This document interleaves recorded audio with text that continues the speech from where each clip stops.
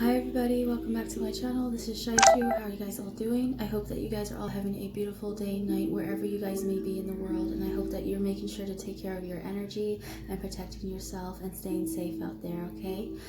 Today I kind of wanted to dive into something that's not so much about spirituality. I kind of wanted to bring in some mental health stuff that's into the mix as well.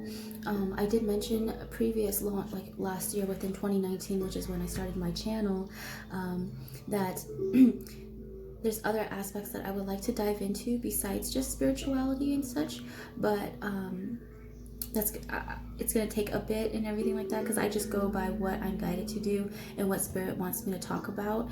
And now they said it's a perfect time to start bringing up this topic. I did film a couple of times on this topic and it didn't work out each time, so I deleted them and just decided I would do it at a different time.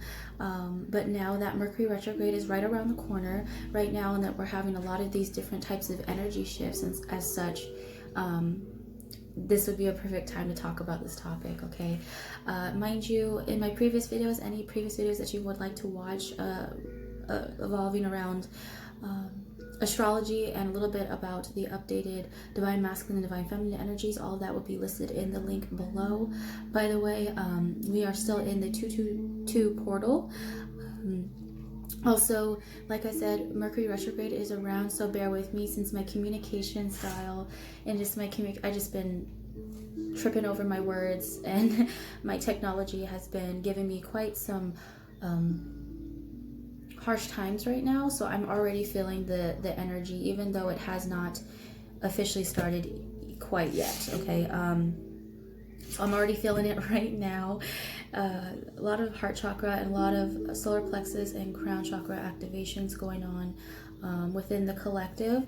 So, you know, hang in there. There's a lot of like heavy ascension symptoms as such, so it's like a roller coaster ride. So it's hard, it's difficult, but overall it can be, yeah, things will get better, okay? So right now we're experiencing a lot of that death and purge energy, lots of tower moments and everything like that. But today I'm going to be talking about a topic called the Karpman triangle. And normally I don't I tried to find a lot of information about this Karpman triangle on the internet, and for some reason I could not find as much information as I thought I would.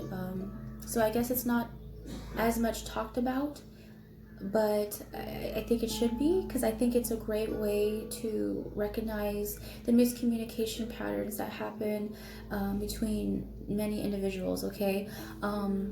This is something that we have been programmed to learn from growing up. So I'm going to be talking about miscommunication styles and how we can easily miscommunicate and misconstrued, misunderstand, you know, that type of thing through our communication styles. So we always hear about ways on how to communicate better, but I want us to recognize the ways that we tend to communicate in not so effective fashion. So we have a triangle here, and the reason why I'm looking to my right is because I have a diaphragm that a little notes that I was taking, and I was starting it up just a little bit so I can. So you see here we have like a triangle, and then on 3 points of the triangle, I have the different types of roles that we fall into. So it's called the Karpman triangle. It was named after someone, I guess, who had the last name Karpman. This was taught to me when I was admitted into the psychiatric hospital after a suicide attempt a couple years ago. So I'm laughing now. It's not something to laugh about, but it's something that I'm really glad that I was able to learn while I was spending my time in the hospital. And if you hear laughter, that's my family, by the way. So it's also my grandfather's birthday today, mind you, so happy birthday to my grandfather. So he, you know, it's a very important day as well, so it's a time to celebrate. So persecutor, I'll start with one side of the triangle to make it easier. So let's start with persecutor roles. And mind you, we all fall susceptible to this triangle. We have been guilty of being in these roles, in and out of these different types of roles. because we're human, okay? This is something that, like I said, was programmed into us, into thinking that this was the way to communicate, or this is the way to effectively get our point across, or to express ourselves to other individuals, and that's not the case, okay? So persecutor is more of an aggressive like form of communication, okay? It's more of a form of bullying, a more of a form of asserting control or hard power onto their victims in order to feel like they have a sense of purpose within this world. So persecutors use that aggressive like behavior, whether that be anger, whether that be like you statements, like someone who tends to place blame outside of themselves onto others. So those that blame their situations on and project it wrongfully onto others, of their issues and their problems. So those are persecutor roles. They are sometimes, not all of them, not all, okay, but majority of persecutor roles can have narcissistic, manipulative like behavior. And I want to note that everybody has narcissistic tendencies within them. However, it does not mean that you are a full-blown narcissist, nor are you like, there's like a spectrum when it comes to narcissism, okay? And a lot of people that I've kind of witnessed tend to fail to explain that, because it can be kind of miscommunicated in that way, you know. But we all have narcissistic tendencies. However, persecutors use that as a way to assert or get their way in any type of way. So they need victims in order to be a persecutor, okay? So victims So now we're going to move on to another side of the triangle, which is the victim side, and it's more of a passive-like behavior of way of communicating. So those who fall into the victim-like category releases power to the persecutor, or releases any type of power outside of themselves to others. So they kind of place their confidence, their well-being of their life pretty much, or their lifestyle, into the hands of others, okay? So they don't really take control over their life, if that makes sense. They need a rescuer in order to save them, and I will go into that role next.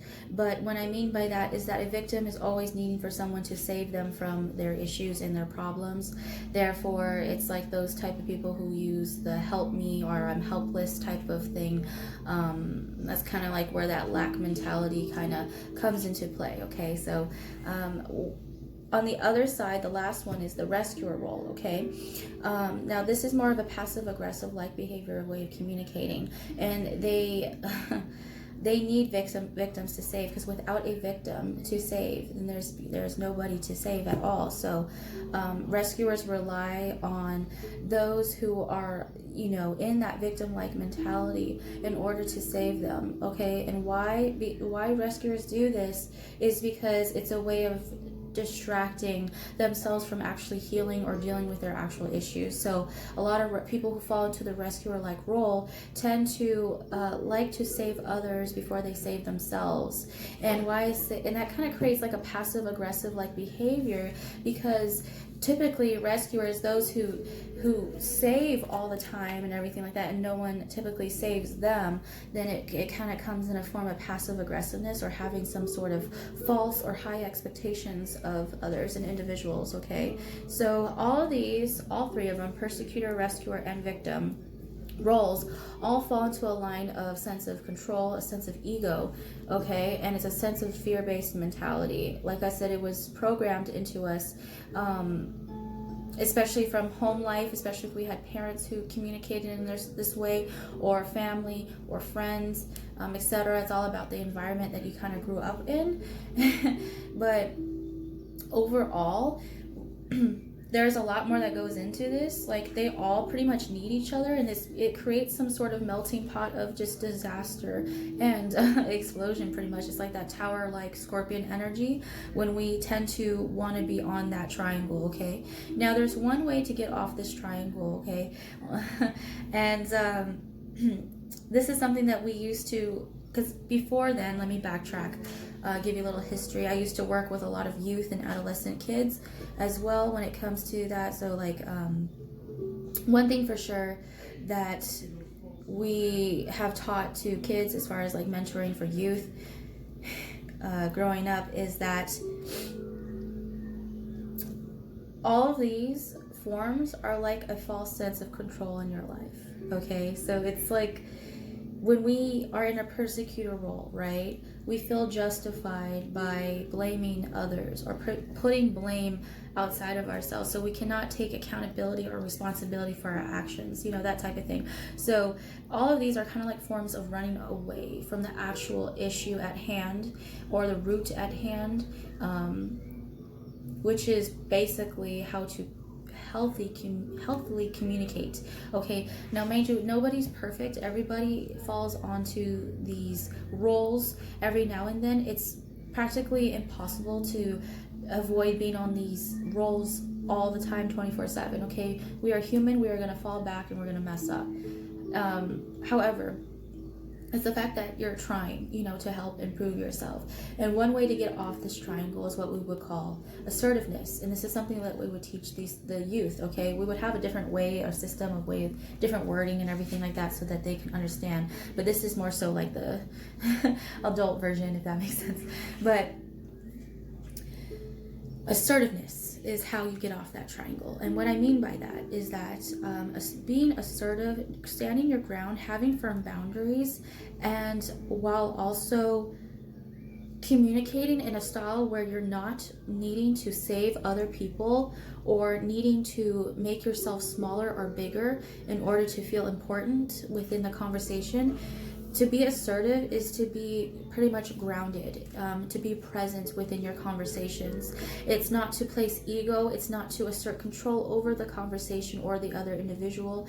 It's not to have any type of sort of self-gain or any type of bad negative intentions. It's doing things without expectations, speaking without expectations of how the conversation will go, outcome wise. So being assertive is using I am statements, and also it's recognizing your boundaries and others and being able to respect those. And it's showing yourself more of that self-love factor. So being assertive is pretty much taking a stance without the need for using any sort of manipulative way in order to get your point across. You know what I mean? So, and it also allows for not so much miscommunication to happen. So it allows for you to effectively get your point across so that other people can understand where you're coming from or what your perspective is, Sometimes it can get quite frustrating, especially if we've had a history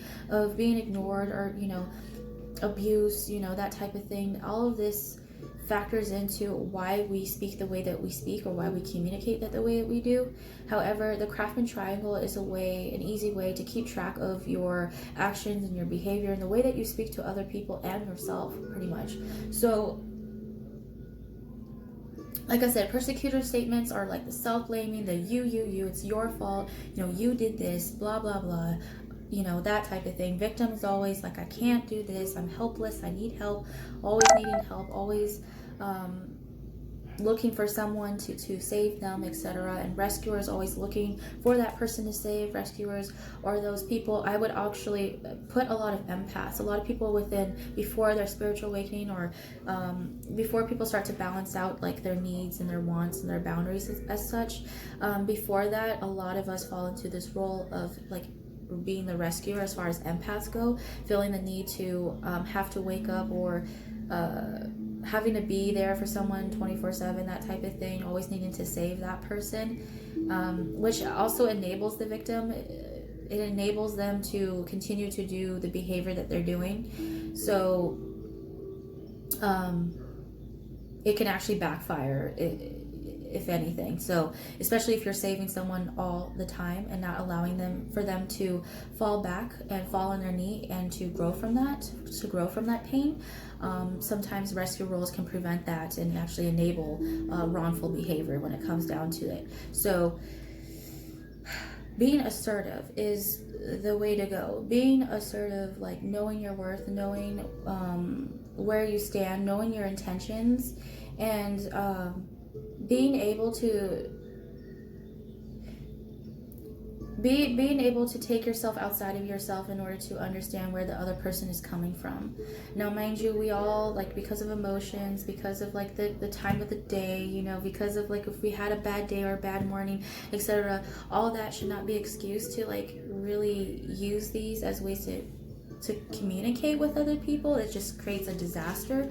However, that goes back into that thing of we're not perfect, and we're gonna fall into this category. We're gonna fall into these roles every now and then, because they do have its purpose. You know, as negative as it may sound, it does have its purpose. You know, especially when it came to you having to survive, especially if you were in a not so healthy environment growing up. Like these were ways of how we used to survive at the time, but it's no longer useful right now, as we're going to be venturing off into our next chapter in our life. So this programming has to go, okay?